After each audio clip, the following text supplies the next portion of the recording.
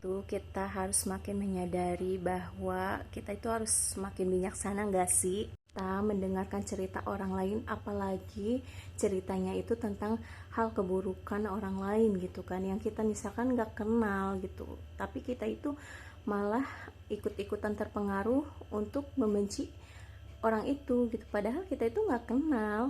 Dengan mudahnya gitu memberikan penilaian buruk terhadap orang itu gitu kan, padahal kita itu nggak kenal.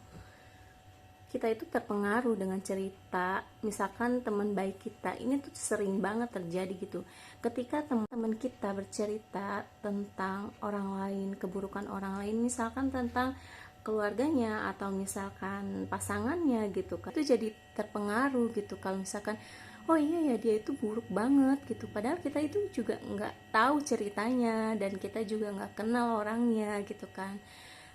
Enteng banget menilai orang lain itu buruk gitu, padahal kita nggak tahu ceritanya, nggak tahu juga orangnya gitu kan. Mentang-mentang dia itu teman kita gitu, kita malah membela, padahal kita nggak tahu ceritanya, cuman cerita sepihak gitu kan. Nah, kita itu harus tetap menjadi orang yang netral, tidak mencampuri urusan orang lain, tidak menghakimi orang lain gitu kan, karena kita itu juga nggak tahu ceritanya itu kayak gimana dan kita itu nggak kenal gitu orangnya, hanya dengar-dengar dari sepihak aja gitu lah, ikut campur terhadap masalah orang lain yang bukan urusan kita gitu kan.